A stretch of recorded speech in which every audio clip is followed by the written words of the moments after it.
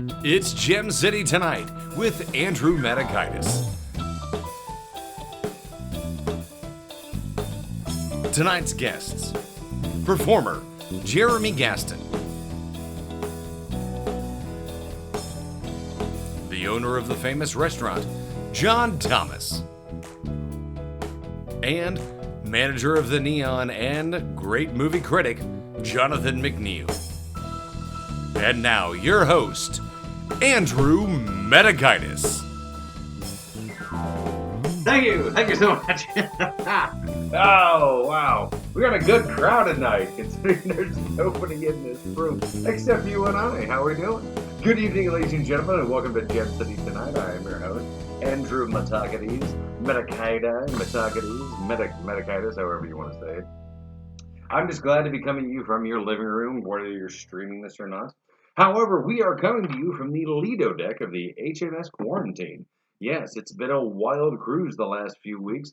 We've been sailing through the Isles of 6 feet away, navigating the treacherous waters of the CDC. And our cruise director, Anthony Fauci, has been delighting us with tales from the captain's quarters. Because we're making such things as masks, and we're doing the Tide Pod Challenge, and true or false facts with President Trump. That's actually my favorite one. I'm sorry, I'm going to break here. That's actually my favorite one.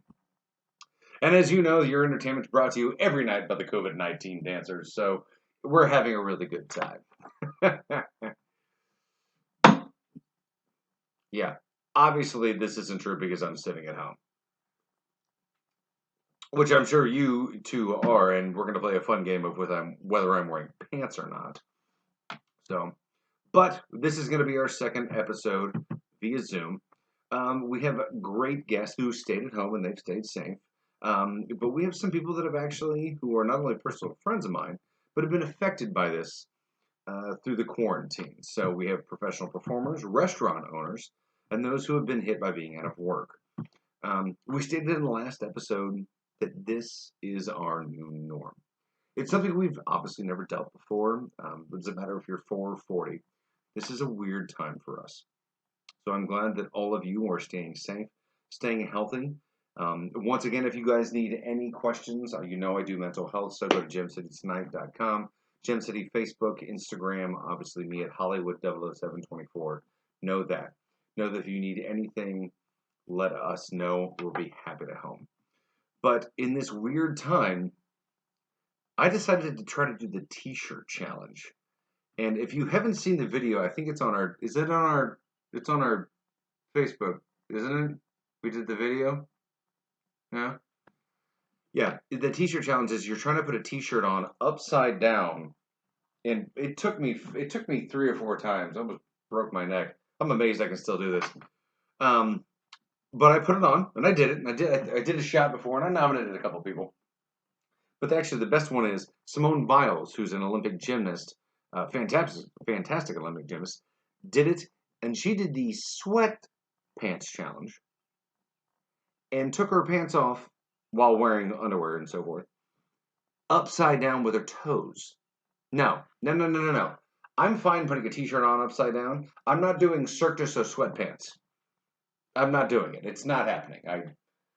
No. The next episode we do is going to be Stephen Hawking does Gem City Tonight. Thank you for being here. It's not a bad joke. I'm sorry. I'm sorry. It's not. Well, as you know, the big thing entering in the entire world that's going on right now is, as you know, cleaning your hands, 6 feet social distancing, and wearing masks. It's like you're on a hypochondriac date with a prostitute dressed like Darth Vader. Nothing. I wrote that joke like a week ago, and I'm keeping it. I can hear Lowell in the background, who's not even in the house. You rolling your eyes? I can hear Lowell rolling his eyes from like miles away. Anyway. The thing that I love, that I don't understand, and maybe some of my viewers can guess with this, is like, if you stand 6 feet apart at the checkout, but if I have to go down the aisle and get some garbanzo beans, I can get this close to you. Hi, sorry, I don't mean to. I need artichoke hearts for this salad. I don't understand it. I understand the masks. I'm glad everyone is wearing masks. I have my own. In fact, our director's wife made me a mask. I wear it in public. I highly do it. So by the time this airs, you're going to need to be wearing masks in Ohio if you're going to be wearing them and so forth, and obviously other states. So, but we're banding together and supporting local. This is the biggest thing I like. You know, obviously we love the Barrel House, we love Max Tavern, we love Warp Wing. You know, they're doing carryouts and so forth, and we love them for that. But keep in mind when I say local, it's not the Amazon Depot 5 miles away that you're getting St. Bernard underwear from. I mean, it could be, but just saying. I wanted to do a William Shatner impression tonight, so I figured I'd do that. That was my one thing. Anyway, so moving on, everyone's talking about the COVID-19, so I want to move on to two things that I think are kind of funny that'll steer us towards a smile. The Pentagon actually just released 3 U.S. Navy videos that show what the Department of Defense calls unexplained aerial phenomenon. That sounds like a weird frat party throwing things around, but according to them, on one video on November 2014, 2015, and 2017, they encountered what Commander David Fravor, who told ABC News knows, said it looked like an alien element in the sky. So let me get this straight. We're throwing around COVID-19, coronavirus. You don't know what's going to happen. And all of a sudden it's like, we're going to David Copperfield this crap in. Like, hey, you're going to die. Aliens. By the way, COVID-19, wear a mask. Little green men. Really? This is the time to slip it in? You're going to roofie UFOs into the U.S. government? What? Okay. All right. I like your style. Just little green guys zipping around the universe, and you're just like, oh, by the way. Yeah, I know. Now, here's the interesting thing. If you look at the span of, like, how far they're out, it's like 2014, 2015, 2017. And it's like, dude, we're like the Myrtle Beach of the universe. Like, oh, we should go there once. And then you forget how bad it is, and you go back 10 years later, and you're like, oh, God, this was awful. This is like the Mississippi of the universe. By the way, I don't care if I use Myrtle Beach in Mississippi. Horrible. If you're watching in Mississippi, you know what I'm saying. And Myrtle Beach, don't act. And by the way, the people they suck up are exactly the same people that go to Myrtle Beach. Don't act like I'm not kidding. It's like what is it, Cousin Eddie from the Vacation movies? It's exactly who they're sucking up. And finally, on a lighter side, because we know I love animals, in Washington State, a dog was found behind the wheel of a high-speed chase. Yes, the lovable and very sweet pit bull and a 51-year-old male suspect were found in Lakewood, Washington, and is now facing several charges. Let me reframe. The male, the guy, is facing charges of DUI, reckless driving, hit and run, and felony avoiding. The other dog, however, which was characterized as very sweet, is now being sent to a shelter. So, the interesting thing is the trooper that pulled it over, and when she pulled him over at 109 miles an hour before it hit the guardrail, says, I've seen a lot of things in 12 years. I've never heard an excuse, and this is what he said to the cops. I was teaching my dog how to drive. Oh. What? Are you insane? Teaching my dog how to drive? Yes. The dog, however, is safe, which is what we care about. The idiot was taken to the cops and taken to jail. But I'm just thinking, what's next? Dalmatians doing DoorDash? Finnish Spitzes working for FedEx? American Bulldogs running packages for Amazon? Like much things in America. This has gone to the dogs. Hey, we got a great show for you. Thanks for sticking around for Gem City. When we come back, we have some great guests and a great show. Hang around and have some fun.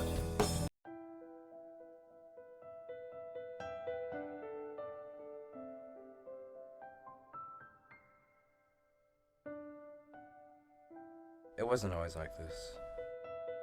My friends were slowly going away. They found other people. and the world was slowly revolving around me. With my classes becoming harder and harder, and the constant stress of applying to college, it seemed like suicide was the answer to all of this. It was so easy to do, right there and then. I could have done it, but someone reached out to me. This person actually cared for me, talked to me, and understood me. Suicide is never the answer. Know the signs, find the words, and reach out.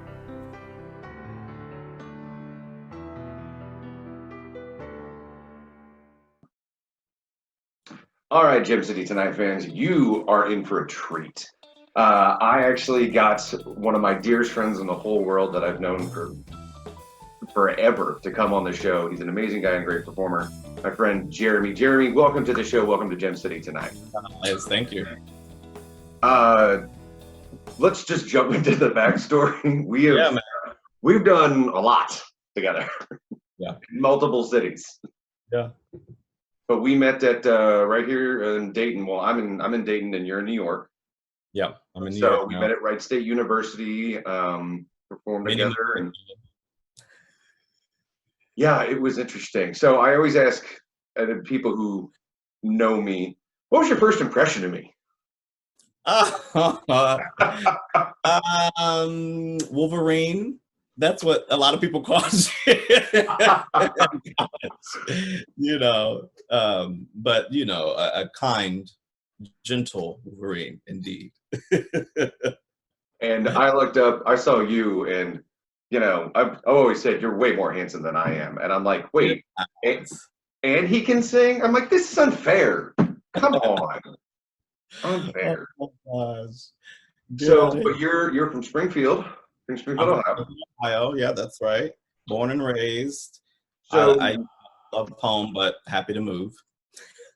your family's still there, though, right? They are still there, yeah. Looking forward to going home and visiting family after all this blows over, of course. Yeah. Speaking of which, how are you doing in quarantine? I'm actually doing surprisingly well. I have a 2-bedroom, 1-bath here in New York, and me and my roommate and good friend Carla Stewart, she's actually in Tina the musical on Broadway, which also unfortunately has been shut down due to COVID-19. But we keep each other busy. Like, we do home workouts in the living room.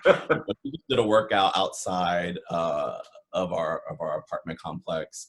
And other than going to the grocery store and the laundromat, we're indoors. I mean, we're okay, but we find things to keep ourselves busy with.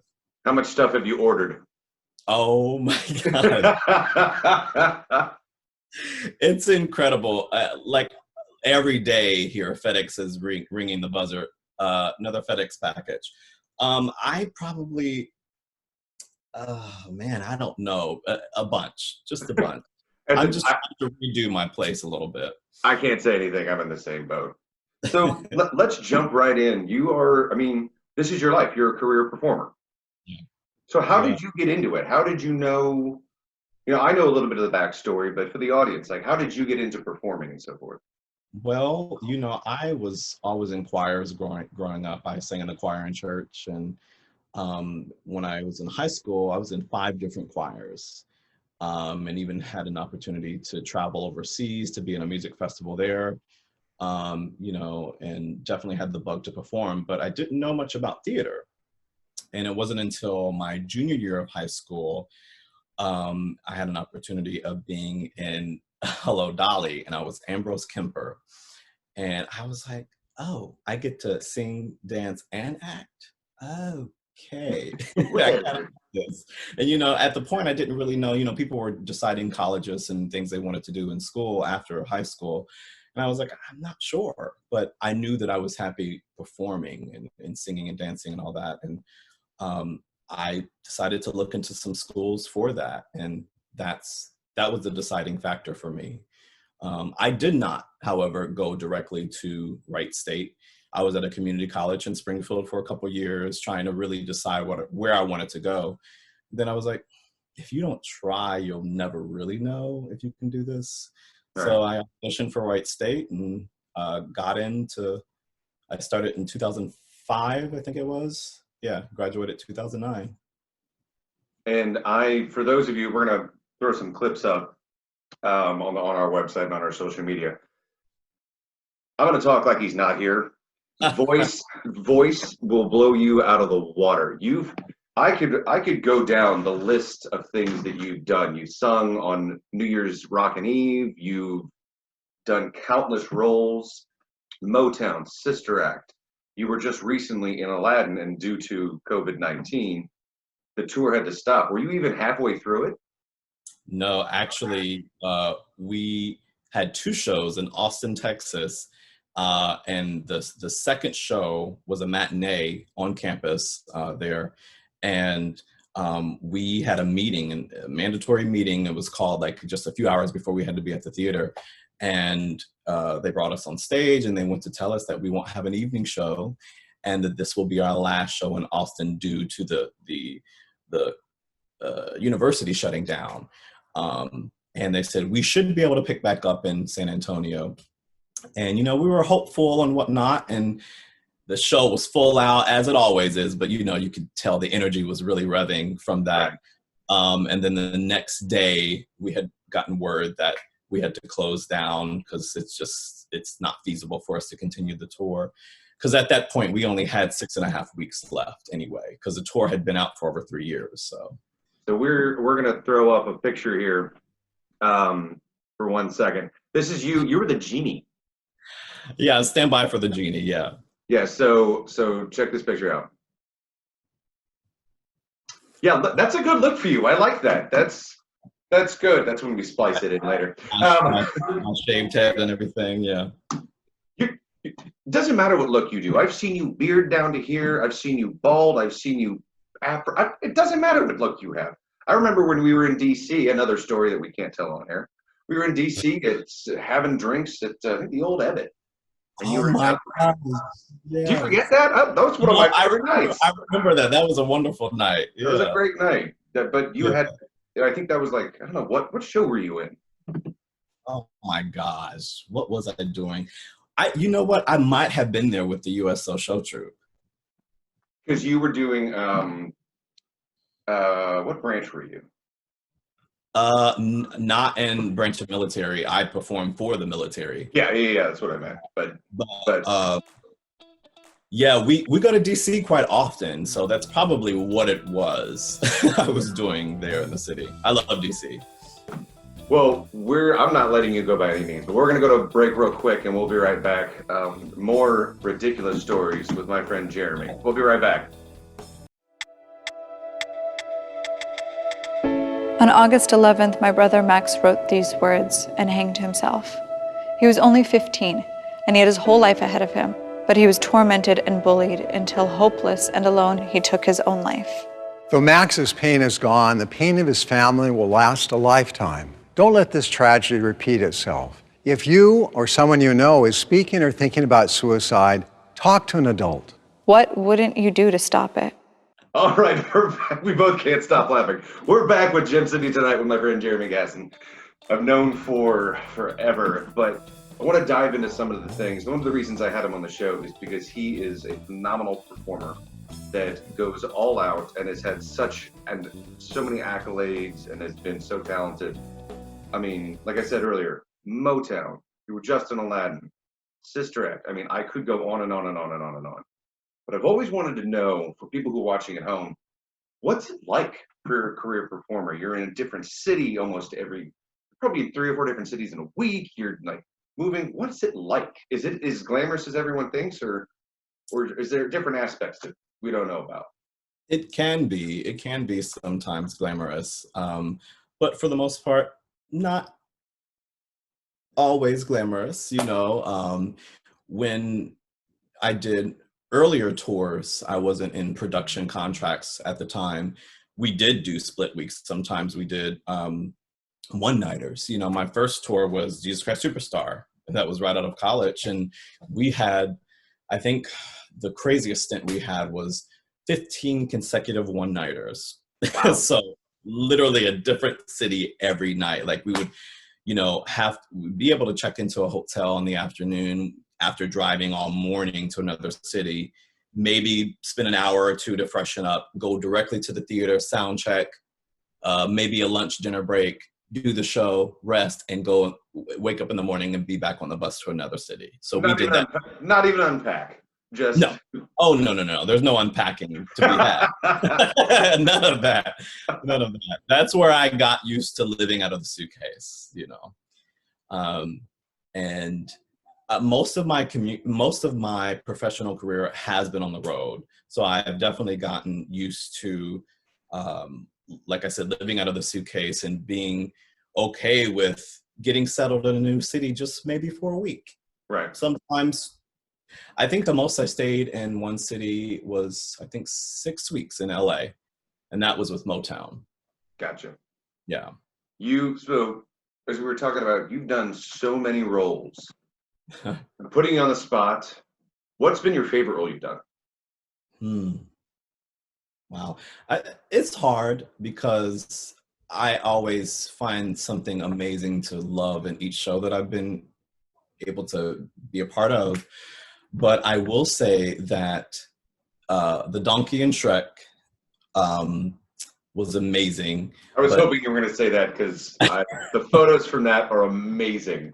That was so much fun. I mean, but you know what? Since my last character, the genie, there's so many similarities. As I was studying the role, I was like, oh my gosh, they're so similar.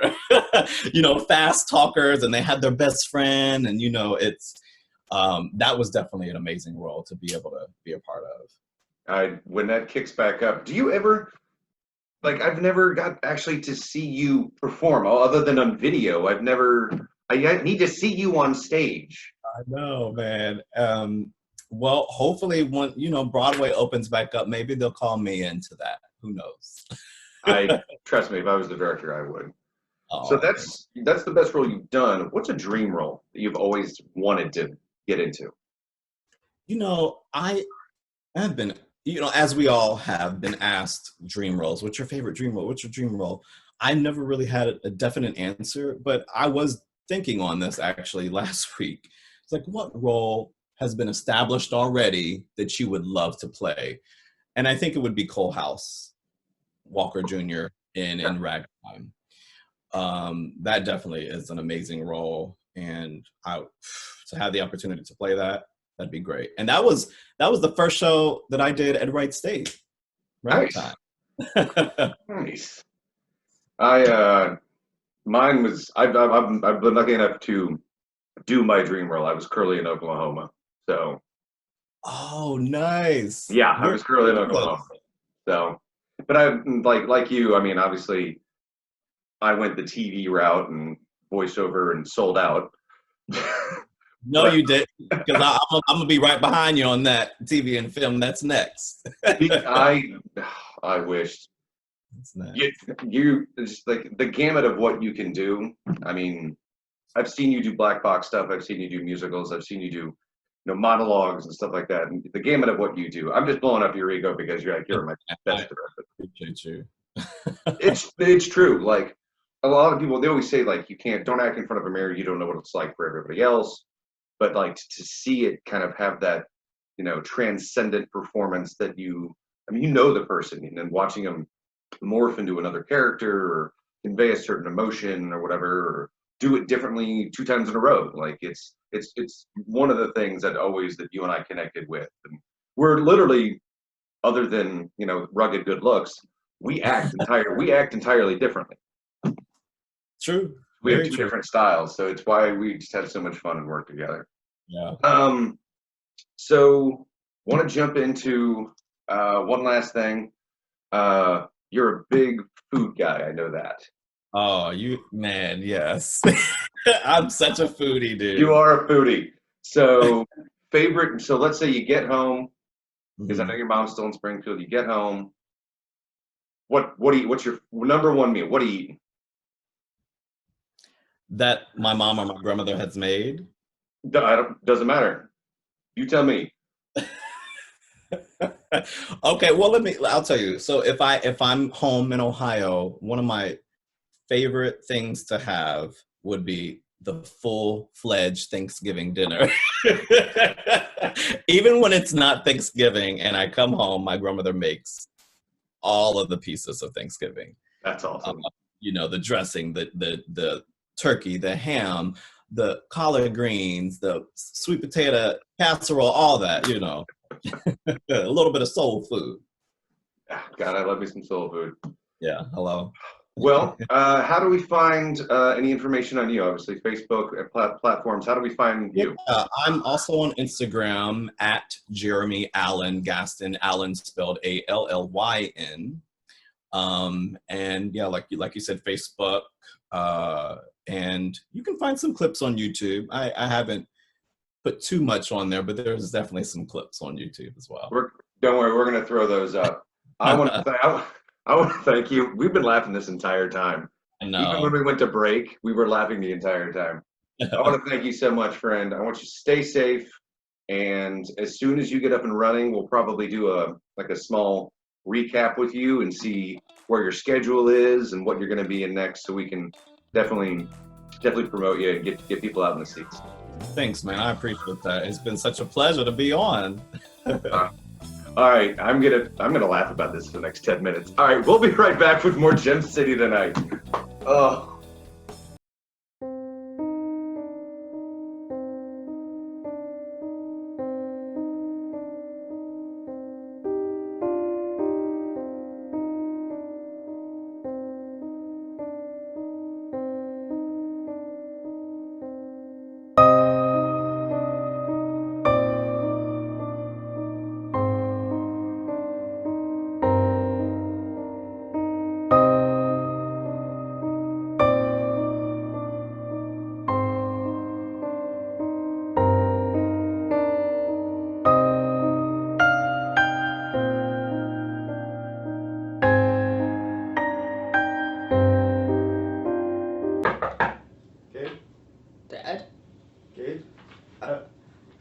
I'm sorry. It's all right. I'm sorry. It's okay. Sorry. You're all right. Sorry. It's okay, Gabe. All right, welcome back, Gem City tonight. This has been a fun episode for me because not only do I have another friend on who's a performer, now I have another Greek gentleman on, a handsome Greek gent, as we're taking over the airwaves tonight. My dear friend and local restaurant entrepreneur, John Thomas. John, thank you for being on the show. Hey, thanks for giving us the opportunity, man. Oh, yeah. So we went to high school together. A lot of people don't know. Yeah, through shot put. Yeah. I'm more of a shot putter's build, but hey, you were more of a disc guy anyway. Yeah, and I could barely throw it. It didn't, whatever. So that's not important. You were having fun. This is true. Yeah. I always like the motto, we're slow, so we throw. It's exactly what, I remember when Summerlaw came and asked me, he's like, do you want to do track? I was like, are you talking about me? Because I don't think track's going to be, are we doing downhill? On ice? Yeah, I'm going to be great at that, but otherwise I don't know what else you want me for. So obviously your family has been in the restaurant business, and we'll just jump into quarantine. How's it been affecting you guys? So, I mean, thankfully, you know, our Doubledays brand has been around for a long time in Centerville. So it's surviving this the easiest. We also have a Doubledays in Springboro, which is almost 4 years old now, and it's doing okay. And then our newest restaurant is the Famous, and that's had some struggles. I mean, the toughest part was probably you had almost 36 hours until you knew that you were closed. So right. What happens is you have a big influx in cash flow in a restaurant. So you were used to doing all this business and you're getting all this food in, and then all of a sudden, bam, it stops. And so all that food goes to waste. You try to give as much away as you can and cut the losses. But in our business, you're paying for stuff 2 weeks ago. So that first initial 2 weeks was really, really, really tough because you're just getting smacked with a bunch of bills. So it really kills your cash flow. But so now we're surviving. I don't think anybody is thriving during this that's in the restaurant business, but we're surviving. We have, honestly, from the bottom of my heart, the best customers in the world. They're so supportive, and we've seen them nonstop. They're coming out, they're leaving huge tips for the servers. It's just been remarkable. Our community is so amazing. Centerville and Springboro have been both incredible for us. We have I've gotten Doubledays to go multiple times, so I know it. I can't live without the chicken pasta soup, and if you're not in Dayton and have ever had it, you're missing out. You are absolutely well. Thank you. So we, like I said, Greek families. Our families have known each other for 50 years. Like like my dad, when he was down on Valley Street, he would go to the Golden Nugget. So so the viewers at home that don't know, you have the Golden Nugget, which is kind of a breakfast joint. That's a family thing. Doubledays, and then the Famous. And then, well, there are 2 Doubledays. Yeah, those are 3 brands. Yeah. But my dad, every lunch for 20, 25 years went to the Golden Nugget without fail. It's unbelievable. It's so cool. So yeah, so I actually remember seeing your dad when I would work there as a kid, and I didn't know him personally at that time. But then what was funny is just to go over to my grandma's house and then hear them talking about your family, and always in good light. And then I'm like, oh, I know that name, because I knew you. And I'm like, I wonder if there's any relation. And then, then it all kind of came around full circle, I think, seeing your family come into Doubledays. So yeah, my aunts and uncles still own the Golden Nugget today. And so then my dad split off to do his own thing and got Doubledays in '98. And then my brother, my sister, and I have since taken the baton, for all these track terms, right? So we took the baton, and we're moving slowly in the right direction, or so we hope. Touche. No, I love that it's such a family business. Is it always something that you were just like gonna do, or is it just kind of like, because my dad's a dentist and now I'm on television, so I didn't know it was like you're following. So it's natural. Yeah, that's natural. It's something. Why not? So do you want to follow in the family footsteps? So was it close to your heart? So for me, if I had a dream job, I would be sitting on your side. No joke. That's literally, I've always said I wanted to be like Johnny Carson, be the greatest job in the world. Sometimes I need a guest host. Well, let me know. I'm not as beautiful as you. It's just there. But I will. No, but I don't have that. So, for me personally, I can't speak for my brother or sister. I've always idolized my grandfather and my dad.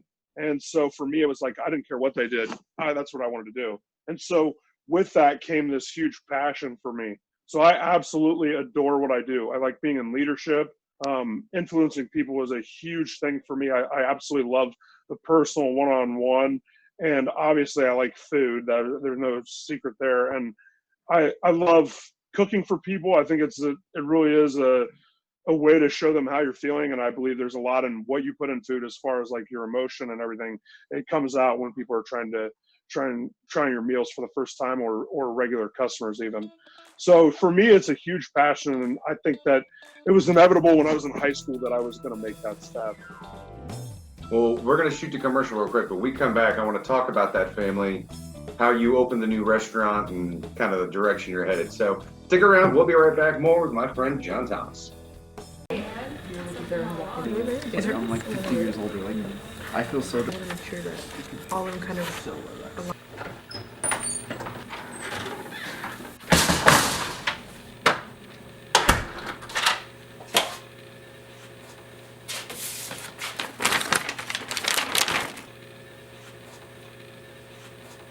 Table for two.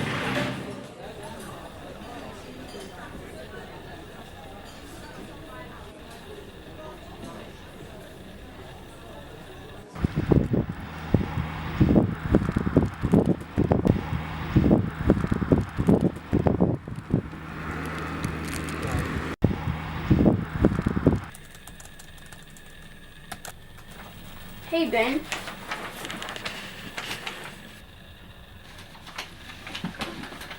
There's always somebody who can be there for you. Call 1-800-273-TALK if you need help. All right, we're back with more Gem City tonight. John, you've been talking food. I'm already starving. So before we went to break, I wanted to ask, how often are you actually in the kitchen? Or are you just more managed? So for me, I deal with a lot of our operations. So I'm in the kitchen 90% of my time, which is why I have this plush office behind me that I share with my brother and sister. But no, so I deal with a lot of our menu building and recipe building and all that kind of stuff. So I may not be necessarily on the cook line all the time, but I'm in the kitchen 90% of my time, I would say. So one of the things I definitely want to touch on, because it's amazing, we were talking about families and so forth, and your family has always been fantastic to mine, and it's why we've had such a good relationship over decades. Sure. But you just opened a restaurant based off of a restaurant your grandfather had. Yeah, so my grandfather is an immigrant from Greece. He unfortunately passed away of cancer in 1996. But when he came to the States at 15 years old, he moved in with his two cousins in Pottsville, Pennsylvania, which is home of Yuengling Beer. I know you're a beer man. Yep. And so literally a block from Yuengling Brewery, when my grandfather was 28, he came back from the war, and he and my grandmother purchased a place called The Famous. And at the time, it was just, restaurants weren't as, how do you put it? They didn't have such an identity like we have now. Like there was some Greek fare, but most of it was just the same food that everybody else served at that time.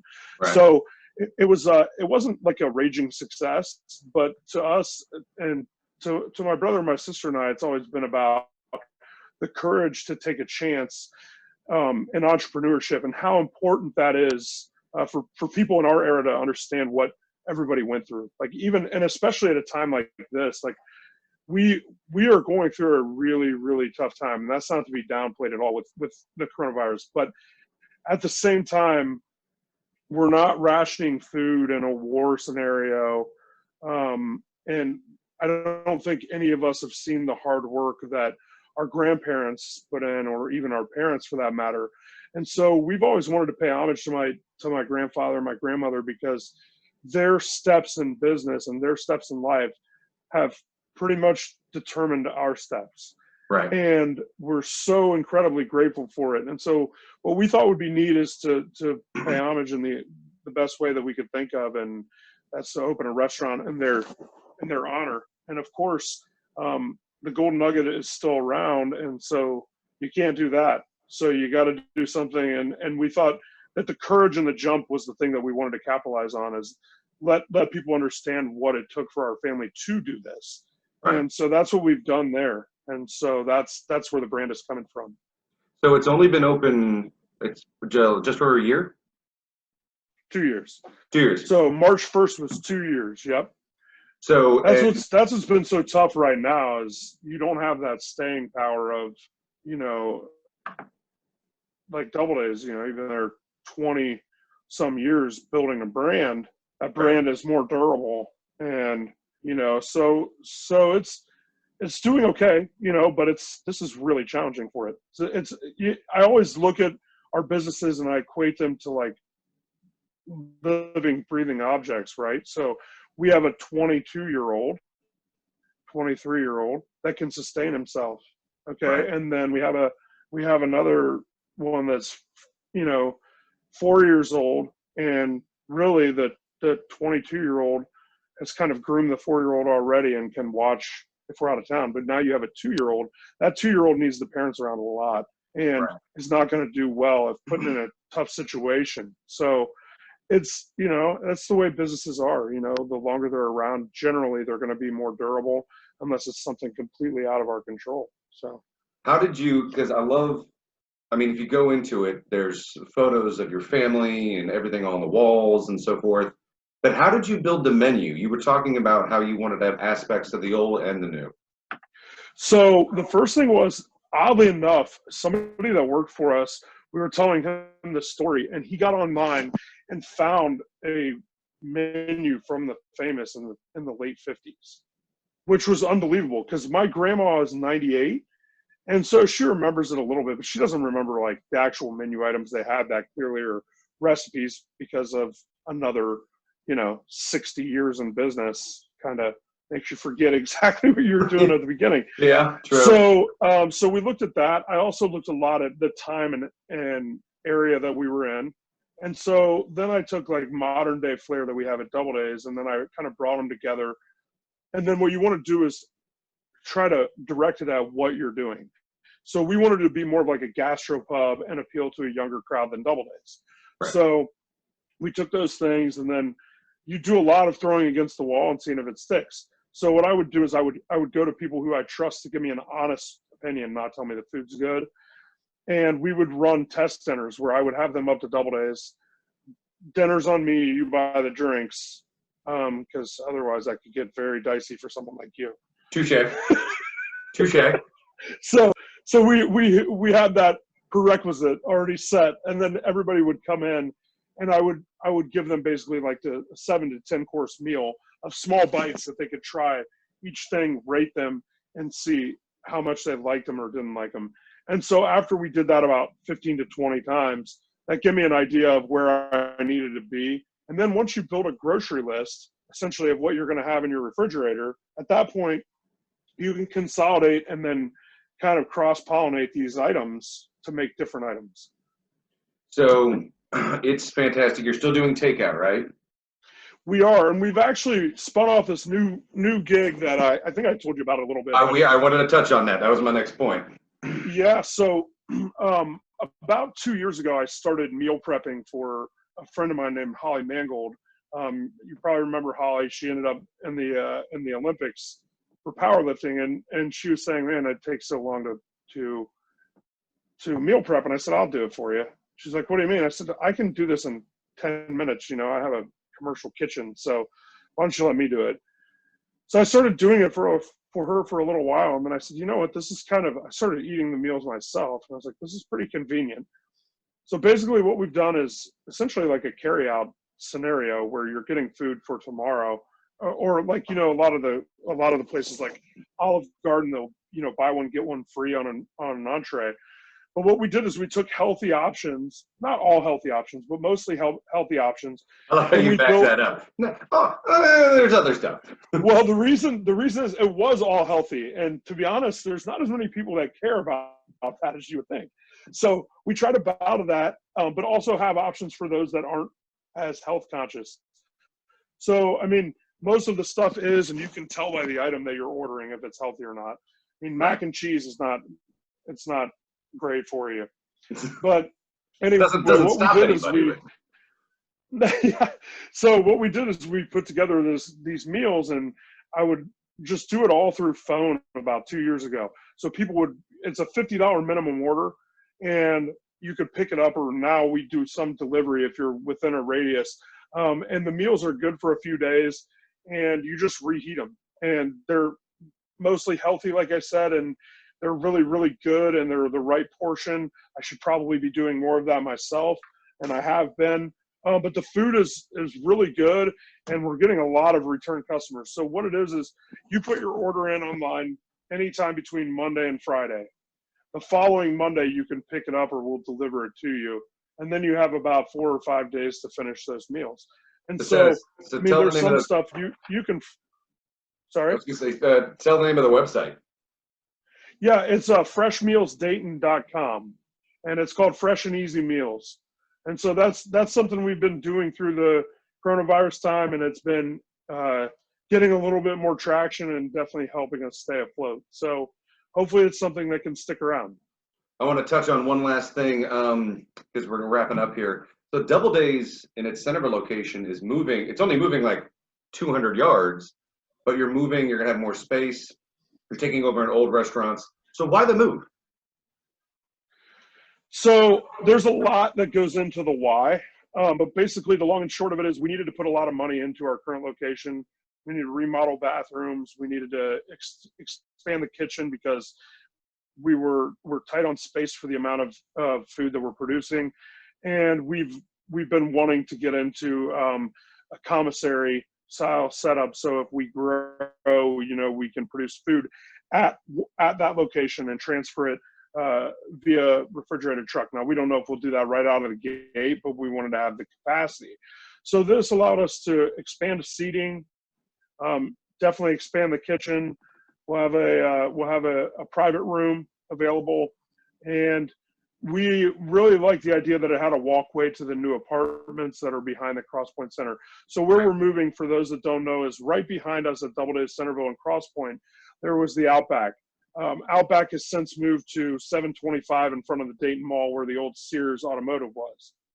So that space was vacant, and some things fell apart on the back end in some ways, and then when we went to correct them, we saw another opportunity, and we decided that this opportunity was probably our best move, and then we kind of saw it through, and now it's a real thing. Probably not the best timing in the world, but you just kind of roll with the punches. Well, John, I want to thank you for coming on the show. Those who don't know, if you're watching this in Dayton, is the family's great, the food is great. So please support local. We love them. So, but thank you for coming on the show, and stay safe, and hopefully we'll get out of this thing soon and everything will kick back up and you and I will share a beer. That sounds good. Hey, I got to tell you before I leave, huge fan of your work, and you know that. I tell you every time I see you. You're hilarious, and you might be Dayton's biggest goober. You know what? I'm okay with that. Don't take that the wrong way. You're hilarious. No, I'm okay with it. All right, John Thomas, the famous Doubledays. All right, we'll be right back with more Gym City tonight. Hey, thanks.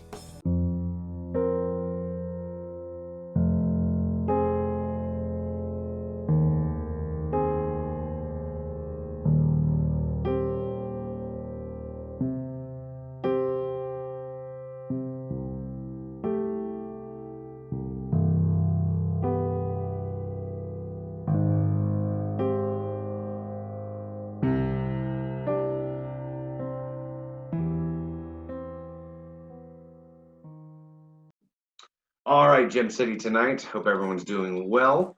So we get to do our fun segment with our movie guy, Jonathan. He's joining us, still working from home, but in quarantine. Jonathan, thank you for being on the show again. Thank you. Thanks for having me under these circumstances. I appreciate it. Of course. I was gonna ask how you been doing. Doing all right. I still have a lot of work to do, both at the Neon, little projects here and there.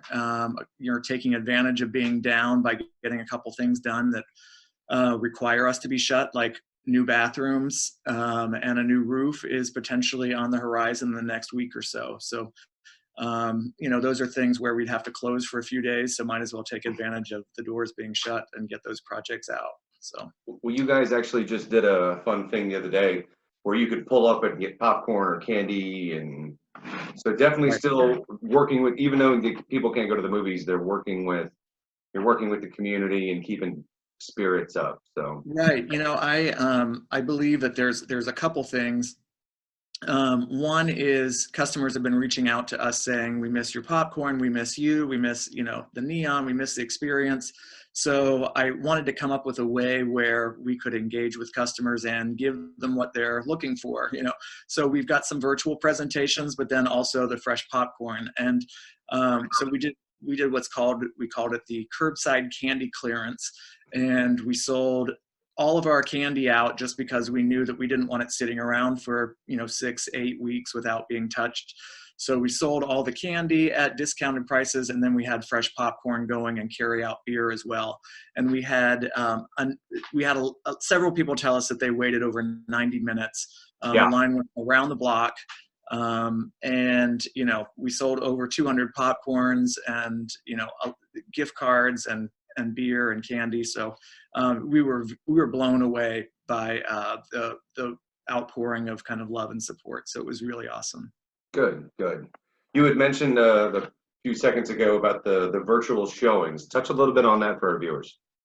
So we wanted to, well, first of all, we need to have some kind of revenue stream growing. And what was really awesome is being closed only about 5 or 6 days, a distributor reached out to us and said, we are going to make a film available to you that you had anticipated playing anyway. And what we can do is make a website that's specific to your location, where people can go and purchase access to the film for 3 days at this particular one, I think was $10 or $12, the first one. And then they, part of that revenue will come back to you. So very quickly, a lot of indie distributors were able to find platforms and go that direction and make these films available to us. What's different about this is, Disney and some of the bigger distributors immediately went to high-end VOD. So, Onward and the Troll movie and things like that, they're like $20, and they're available on the major network kind of platforms, but theaters don't see a dime of that. So what's awesome about this is that the distributors are giving us a portion of the box office as though we were still working together. And what's really frustrating is, some of the bigger distributors, I know that they had clauses and legality things that they had to work through, but we've been marketing a lot of the films for coming down the road that suddenly aren't available to us, and the distributor is able to make money in other platforms. So it's really cool that these smaller independent companies have decided that they want to look out for us too, while they're getting their own product out. So now I'm inundated. I've got like 70 films to choose from for the coming weeks. And so, a lot of my evenings are spent looking at new work and deciding what I want to bring to our audience. So what you said you have some coming up. Well, what were the choices that you went with?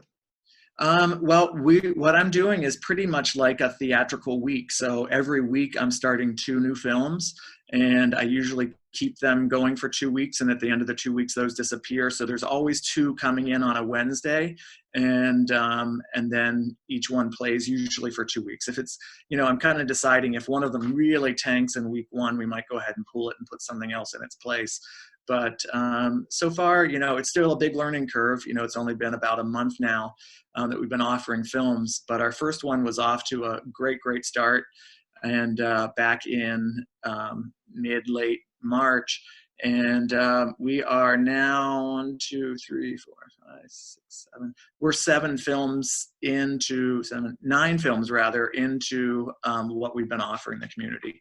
So right now, just on Wednesday, we opened What She Said, The Art of Allyn Gaston, which is a documentary about a very famous film critic, Allyn Gaston, who's had numerous books published and was really kind of cutting edge when it came to film criticism, and had a lot of detractors, but a lot of fans as well. And she really, no holds barred kind of film critic, and really became famous when she wrote for a famous women's magazine a scathing review of The Sound of Music. So she really immediately, that's what really kind of skyrocketed her. It was a horrible movie. Well, I mean, her review, you can read it right now, and it is hysterical. But it's really, her stuff is amazing. And so this is a documentary about her and her upbringing, where she came from, how she came to be who she was. And it's a great piece. If you like film in any way, I mean, some of the major directors and other critics and whatnot are all interviewed in this. Tarantino and others. Jerry Lewis never had a good review from Allyn Gaston, but he still thought she was one of the most brilliant writers. So I think that if you like cinema in any way, you're going to like this film.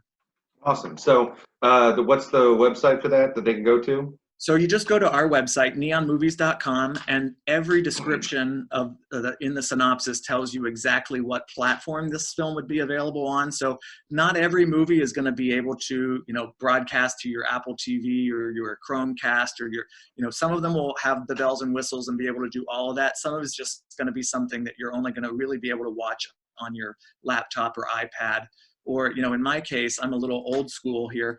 I hook up my HDMI cable to my computer so I can watch anything on my big screen TV through my computer. Hey, I still do that. So don't talk old school. I still do that. Old school. That's old school. The kids are all Bluetoothing now. So, you know, not me though. So other than that, obviously we're all stuck inside. I mean, we're trying to get outside, but at the end of the day, we're all probably going to turn on TV. What are your top 3 or 4 things that you've been hearing movies and shows that people are watching? You know, of course, you know, Schitt's Creek just finished its 6th season. I have not finished that yet because I've just been inundated with watching new material. But I did find early on I was able to watch Unorthodox, which I thought was really spectacular on Netflix. You know, of course, everybody's talking about Tiger King, or they were a few weeks ago. Yeah. But we had a great documentary. We talked about it. We had a great documentary about a woman who was in Africa and worked with giraffes long before Diane Fossey, before Jane Goodall. This was this woman who was in Africa doing zoological work, and really incredible and way ahead of her time. And audiences really loved that doc that we had. So definitely keep an eye on our website. And for animal lovers, let me just say one more thing. We are right now playing a doc called The Dog Doc, which is a documentary about a holistic veterinarian. And we're partnering with Ellie's Rainy Day Fund, which is an organization that works through vets, but they help people for costs, veterinary costs, who might not be able to keep their pet otherwise. And especially in times like this, being able to keep seniors with their pets, or people who have out of the way medical bills and aren't able to pay for veterinary bills, Ellie's Rainy Day Fund helps them. And we're giving $1 of every download of the Dog Doc to Ellie's Rainy Day Fund. Well, you're going to get my money out. First off, I love Ellie's Rainy Day Fund, and anything with dogs in it, of course I'm going to watch. I have 2 St. Bernards. Of course I'm going to watch. Well, yeah, and there's mine over there. She is wondering what happened to her squeaky ball because I had to put it away. Otherwise, we wouldn't have hurt each other. That's awesome. So, all right, well, we're going to wrap up. I want to thank you so much. So once again, at neonmovies.com, go there, and we'll have this and other reviews from some of the stuff Jonathan's done on the show. I hope stay safe, stay inside, pet that puppy, and we'll do another face-to-face interview here, hopefully soon. Very good. All right. I appreciate your support and help. Thank you. Of course. We'll talk to you later. We'll be back with more Gem City tonight. All right. Well, that's our show. I want to thank Jeremy. I want to thank John. I want to thank Jonathan. I think we had a theme today. It was all J's. So stay safe. Stay inside. Quarantine should be over soon. Things will be opening up, but stay safe. Going out, remember, wear your masks. Once again, thanks, Leanne, for this. And we love you. Remember, Dayton, you're not alone, and you never will be. We'll see you next time. This is right. Talk to the audience. There's just nobody there. Right.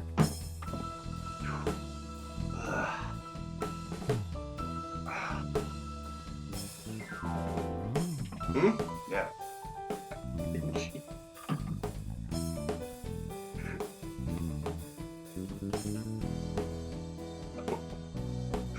Oh, God. That's good. You're welcome, all.